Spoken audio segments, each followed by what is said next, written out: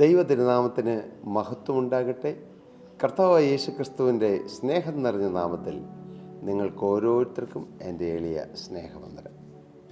ഞാൻ ഇപ്രകാരം ഒരു ബുക്കിൽ വായിക്കാനിടയായി. ഒരു രാജ്യത്ത് ഒരു രാജാവ് അവിടെ ജയിലിൽ കഴിയുന്ന വ്യക്തികളെ, കുറ്റവാളികളെ എല്ലാം കാണുവാനായി ജയിൽ സന്ദർശിച്ചു. ജയിൽ സന്ദർശിക്കാൻ രാജാവ് എത്തുന്നു കേട്ടപ്പോൾ എല്ലാവർക്കും വലിയ സന്തോഷമായി. കാരണം രാജാവല്ലേ, പരമാധികാരിയല്ലേ, ഒരുപക്ഷെ അവരെ വെറുതെ വിടാൻ പോലും അധികാരമുള്ള രാജാവ്. വളരെ പ്രതീക്ഷയോടെയാണ് ജയിലിലുള്ളവരെല്ലാവരും രാജാവിൻ്റെ വരവിന് വേണ്ടി കാത്തിരുന്നത്.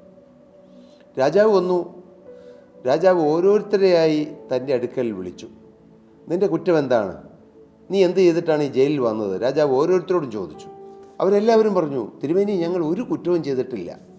ഞങ്ങളെ തെറ്റിദ്ധരിച്ച് മറ്റുള്ളവർ ഇല്ലാത്തത് പറഞ്ഞ് കെട്ടിച്ചമച്ച് ഞങ്ങളെ ആക്കിയതാണ്. ഓരോരുത്തരും അങ്ങനെ പറഞ്ഞു.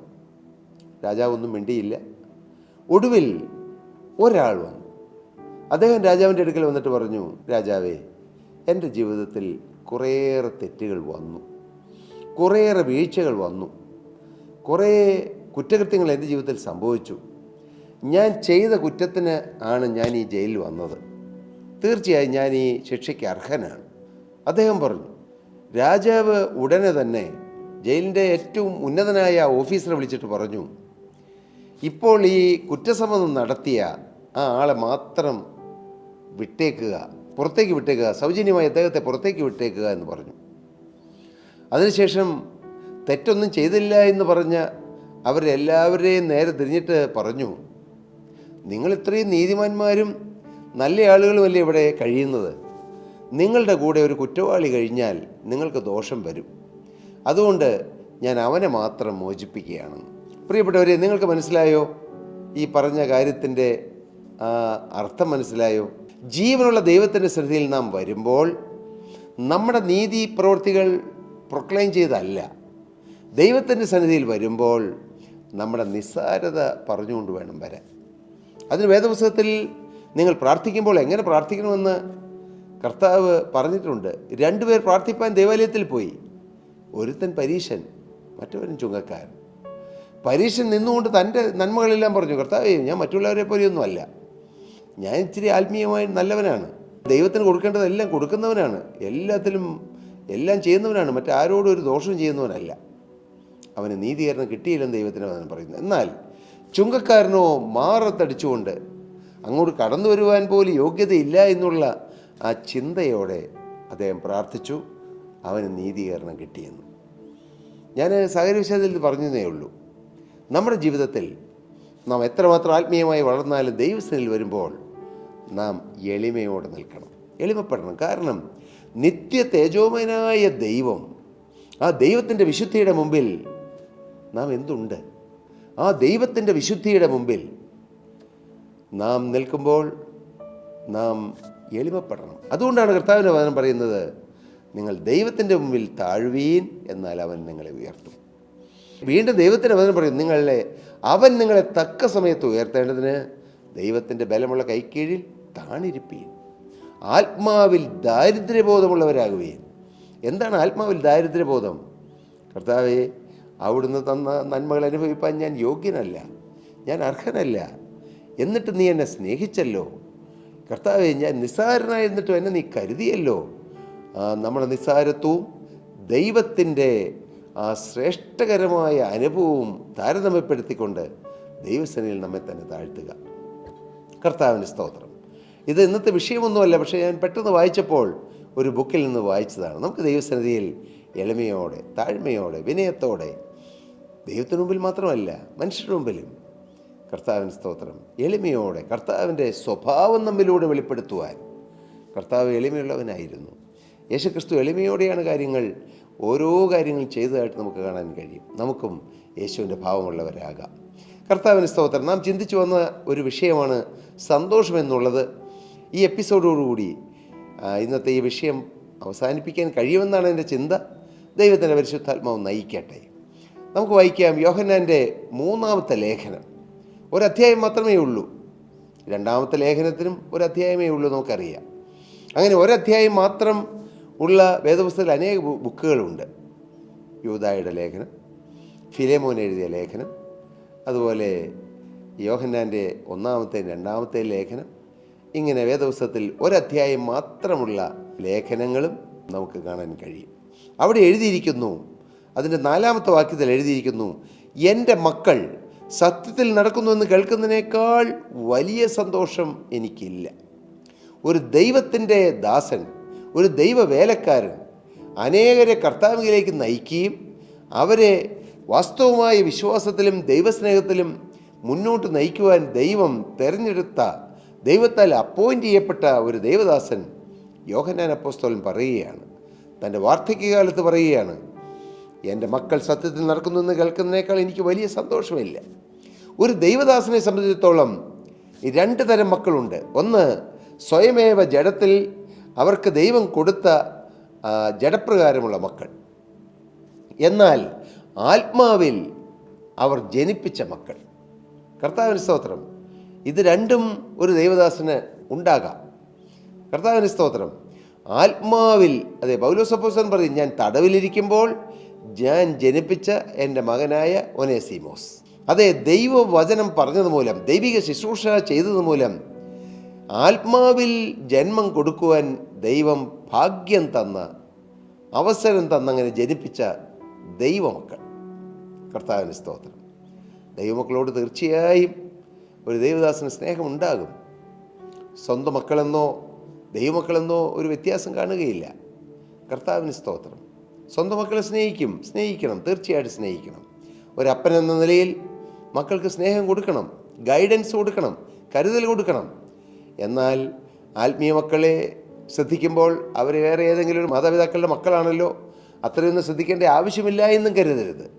അവരുടെ ഓരോ കാര്യങ്ങളിലും, സ്പിരിച്വൽ കാര്യങ്ങൾ മാത്രമല്ല, അവരുടെ ഭൗതികവും അവരുടെ ആത്മീയവുമായ കാര്യങ്ങളിൽ ശ്രദ്ധ ചെലുത്തേണ്ടതാണ് ഒരു ദൈവദാസൻ. ഇവിടെ മാതൃകയോടെ യോഹന്നാൻ ശ്ലീഹ പറയുകയാണ്, എൻ്റെ മക്കൾ സത്യത്തിൽ നടക്കുന്നെന്ന് കേൾക്കുന്നതിനേക്കാൾ വലിയ സന്തോഷം എനിക്കില്ല. ഇത് പറയുന്നത് ഗായോസിനോടാണ്. 1-ാമത്തെ വാക്യം വായിക്കുമ്പോൾ നമുക്ക് കാണാൻ കഴിയും, മൂപ്പനായ ഞാൻ സത്യത്തിൽ സ്നേഹിക്കുന്ന പ്രിയ ഗായോസിന് എഴുതുന്നത്. വാസ്തവമായി സത്യമായും ആഴമേറിയ സ്നേഹമാണ് ഗായോസിനോട് യോഹന്നാൻ അപ്പോസ്തലനുള്ളത്. ആ അപ്പോസ്തലൻ ഗായോസിന് എഴുതുകയാണ്, പ്രിയനേ. ആ വിളിയിൽ തന്നെ ഒരു സ്നേഹത്തിൻ്റെ നിറവുണ്ട്. പ്രിയനേ, ബിലവഡ്. കർത്താവിന് സ്തോത്രം. പ്രിയനേ. അവിടെ ഡിയർ എന്നല്ല ചേർത്തിരിക്കുന്നത്. ഇംഗ്ലീഷ് വേദപുസ്തകത്തിൽ ബിലവഡ് എന്നാണ് ചേർത്തിരിക്കുന്നത്. ഡിയർ എന്ന് നാം എല്ലാവരെയും വിളിക്കും, പക്ഷെ ബിലവഡ്, അതിനൊരു പ്രത്യേകത സ്നേഹമുണ്ട്. പ്രിയനേ, നിൻ്റെ ആത്മാവ് ശുഭമായിരിക്കുന്ന പോലെ നീ സകലത്തിലും ശുഭമായും സുഖമായിരിക്കണമെന്ന് ഞാൻ പ്രാർത്ഥിക്കുന്നു. വലിയൊരു ആത്മീയ മർമ്മമാണ് യോഹന്നാൻ അപ്പോസ്തലൻ അവിടെ പറയുന്നത്. നിൻ്റെ ആത്മാവ് ശുഭമായിരിക്കുന്നത് പോലെ നീ സകലത്തിലും ശുഭമായി സുഖമായിരിക്കണം. എന്നാൽ ഇന്ന് ആത്മീയ ഗോളങ്ങളിലേക്ക് നോക്കിയാൽ ആത്മാവിൻ്റെ കാര്യം അതെങ്ങനെയെങ്കിലൊക്കെ പോകട്ടെ, ഭൗതികമായി എനിക്ക് ഉയരണം, ഭൗതികമായി എനിക്ക് നന്മ കിട്ടണം, എനിക്ക് വാഹനം വേണം, എനിക്ക് വീട് വേണം, എനിക്ക് കുറേ പണം വേണം, ഈ ലോകത്തിൽ ഉന്നതനാകണം, മറ്റുള്ളവർ ഉയർച്ചയിൽ ജീവിക്കുന്ന പോലെ എനിക്ക് ജീവിക്കണം. ആത്മാവിൻ്റെ കാര്യമോ അതൊക്കെ എങ്ങനെയെങ്കിലൊക്കെ ശരിയാവും. അതല്ല ദൈവം ആഗ്രഹിക്കുന്നത്. നമ്മുടെ ആത്മാവിൽ നാം ശുഭതയുള്ളവരാകുമ്പോൾ ഭൗതികമായതിൽ ദൈവം നമ്മെ ശുഭതയിലേക്ക് നയിക്കും. ഇതൊരു ആത്മീക സന്ദേശമാണ്, ഒരു ആത്മീക ദൂതാണ്. എന്നാൽ ഇന്ന് തിരിച്ചാണ്. നന്മ കിട്ടാൻ വേണ്ടി നന്മയുടെ പിന്നാലെ അനേകർ ഓടുന്നു. എനിക്ക് നന്മ കിട്ടണം, എനിക്ക് ജോലി കിട്ടണം, വരുമാനം കിട്ടണം, എനിക്ക് നല്ല വീട് പണിയണം. തെറ്റാണോ? ഒരിക്കലും തെറ്റല്ല. നമ്മുടെ ജീവിതത്തിൽ ഭൗതികമായും ചില നന്മകൾ ലഭിക്കണമെന്ന് ആഗ്രഹിക്കുകയും പ്രാർത്ഥിക്കുകയും ചെയ്യുന്നത് തെറ്റല്ല. പക്ഷേ നമ്മുടെ ഫസ്റ്റ് പ്രയോറിറ്റി എവിടെയാണ്? ഒന്നാമത്തെ നമ്മുടെ പ്രാധാന്യം, പ്രയോറിറ്റി എവിടെയാണ്? ആത്മാവിലുള്ള ശുഭതയാണോ? കർത്താവുമായിട്ടുള്ള നിരപ്പാണോ? യേശുക്രിസ്തുവിൻ്റെ സ്വഭാവം പ്രാപിക്കുക എന്നുള്ള ദാഹമാണോ? കർത്താവിൻ്റെ മഹത്വമുള്ള വേലയ്ക്ക് വേണ്ടി ഓടുക എന്നുള്ള ലക്ഷ്യമാണോ? ആ ലക്ഷ്യം നമ്മുടെ ജീവിതത്തിൽ വരണം. അതുകൊണ്ടാണ് അപ്പോസ്തലൻ ഇവിടെ എഴുതുന്നത്, പ്രിയനേ, നിൻ്റെ ആത്മാവ് ശുഭമായിരിക്കുന്ന പോലെ നീ സകലത്തിൽ ശുഭമായി സുഖമായിരിക്കണം. ഒരു ദൈവദാസന്, ഒരു വിശ്വാസിക്ക് വേണ്ടി, സഭയിലുള്ള ഏതെങ്കിലും ഒരു സഭാ മെമ്പർക്ക് വേണ്ടി ആത്മാർത്ഥമായി ഹൃദയത്തിൽ നിന്ന് പ്രാർത്ഥിക്കാൻ കഴിയണമെങ്കിൽ ആത്മാവിൽ ശുഭതയുള്ളവർക്ക് വേണ്ടി, ഭൗതികമായ കാര്യങ്ങൾക്ക് വേണ്ടി അനുഗ്രഹിച്ച് പ്രാർത്ഥിക്കാൻ കഴിയും. അത് ഏറെ ഫലം കിട്ടും.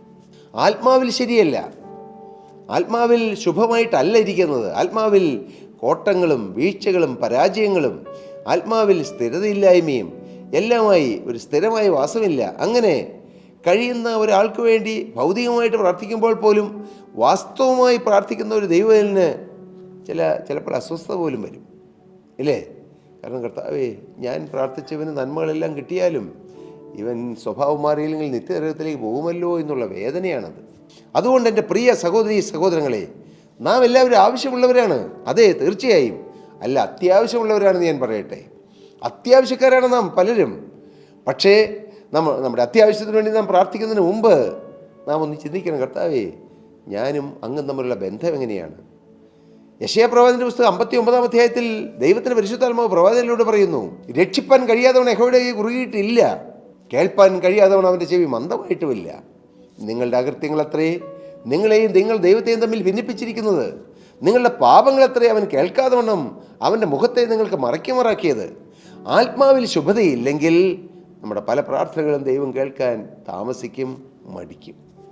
അതുകൊണ്ട് ആത്മാവിൽ ശുഭത വരിക. അതുകൊണ്ടല്ലേ കർത്താവായ യേശുക്രിസ്തു പറഞ്ഞത്, മുന്നമേ ദൈവത്തിൻ്റെ രാജ്യവും ദൈവത്തിൻ്റെ നീതിയും അന്വേഷിപ്പീൻ, അതോടുകൂടി ഇതൊക്കെയും കിട്ടും. ആത്മീയ കാര്യങ്ങളിൽ ശുഭത വരുമ്പോൾ ഭൗതികമായ കാര്യങ്ങളിൽ ദൈവം വഴി നടത്തിക്കൊള്ളും. തീർച്ചയാണ്, അത് തീർച്ചയാണ്. പക്ഷേ ഇന്ന് സമൂഹം, ആത്മീയ മണ്ഡലത്തിൽ പോലും ഭൗതിക നന്മ, കുറേ പണം വേണം, കുറേ പണമുള്ളവനെ വിലയുള്ളൂ എന്നുള്ള ചിന്ത, പണം ഉണ്ട് എന്നുള്ളത് കാണിക്കാനുള്ള ചില മാധ്യമങ്ങൾ, ഇത് വാസ്തവമായ ആത്മീയത്തിനെതിരാണ്. അതുകൊണ്ട് പണം ഉണ്ടാക്കുന്നത് തെറ്റാണോ? ഒരിക്കലുമല്ല. ഞാൻ പറയും, ദൈവമക്കൾക്ക് എത്ര പൈസ ഉണ്ടെങ്കിലും ലക്ഷ്യം ശരിയാണെങ്കിൽ അത് നല്ലതാണ്. എന്തുമാത്രം പേരെ സഹായിക്കാം. ഞാൻ അറിയുന്നു, നമ്മുടെ ചുറ്റുപാടും പലരും വിഷമിക്കുന്നത് കാണുമ്പോൾ ഞാൻ എൻ്റെ ഉള്ളിൽ കരയാറുണ്ട്. പക്ഷേ എനിക്ക് ഒരു പരിധിക്കുള്ളിൽ എന്ത് ചെയ്യാൻ പറ്റും? ഞാൻ കർത്താവിനോട് പ്രാർത്ഥിക്കുന്നുണ്ട്. തീർച്ചയായിട്ടും കർത്താവേ, അവിടുന്ന് തരുന്നതിൽ കർത്താവ് പ്രസാദിക്കണമെന്ന് ചെലവഴിക്കാൻ ഞാൻ തയ്യാറാണ്. കർത്താവിന് സ്തോത്രം. ദൈവത്തിൽ നിന്ന് പ്രാപിച്ച് മറ്റുള്ളവർക്ക് കൊടുക്കുവാൻ ഇടയാകുക, അതൊരു ഭാഗ്യമാണ്. പക്ഷേ ആത്മാവിൽ ശുഭതയുണ്ടോ എന്ന് ജനത്തെ പഠിപ്പിക്കണം.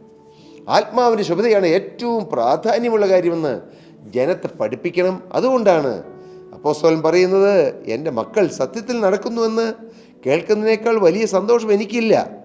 മാത്രമല്ല, 3-ാമത്തെ വാക്യത്തിൽ പറയുന്നു, സഹോദരന്മാർ വന്ന് നീ സത്യത്തിൽ നടക്കുന്നുവെന്ന് നിന്റെ സത്യത്തിന് സാക്ഷ്യം പറയാൻ ഞാൻ അത്യന്തം സന്തോഷിച്ചു.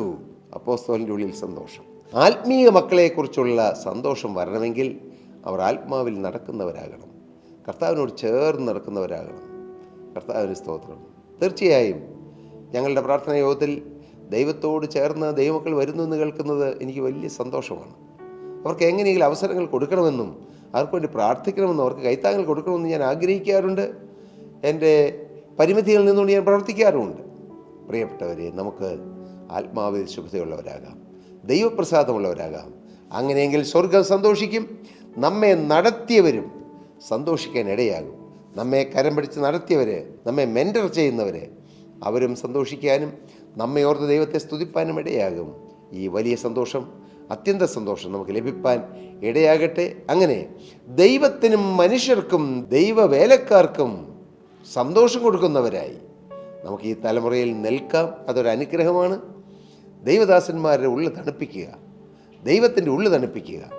അങ്ങനെ ഈ തലമുറയിൽ നമുക്ക് കർത്താവിൻ്റെ ഉള്ളം തണുപ്പിച്ചുകൊണ്ട് ഗായോസിനെ പോലെ, അപ്പോസ്തലനായ യോഹന്നാൻ്റെ ഉള്ളിൽ തണുപ്പിച്ചതുപോലെ നമുക്കും ഈ തലമുറയിൽ യേശുവിൻ്റെ ഉള്ളിൽ തണുപ്പിച്ചുകൊണ്ട് അനേക ദൈവദാസന്മാർക്ക് ആശ്വാസമായി നമുക്ക് ഈ തലമുറയിൽ നിൽക്കാം.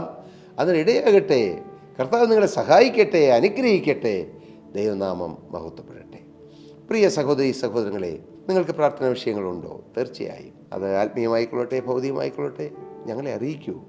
താഴെ കാണുന്ന നമ്പറിൽ ഞങ്ങൾ കോൺടാക്റ്റ് ചെയ്താൽ ഞങ്ങൾ നിങ്ങൾക്ക് വേണ്ടി പ്രാർത്ഥിക്കാം. ഞങ്ങളുടെ പ്രെയർ വാരിയേഴ്സ് ടീം നിങ്ങൾക്ക് വേണ്ടി പ്രാർത്ഥിക്കും. ഞങ്ങളുടെ പ്രെയർ ഡെസ്കിലുള്ള ദൈവമക്കൾ നിങ്ങളെ വിളിച്ച് നിങ്ങളുടെ കാര്യങ്ങളെല്ലാം അന്വേഷിക്കും. കർത്താവ് നടപടിയായി എല്ലാവരെയും അനുഗ്രഹിക്കട്ടെ. ദൈവനാമം മഹത്വപ്പെടട്ടെ. സ്തോത്രം.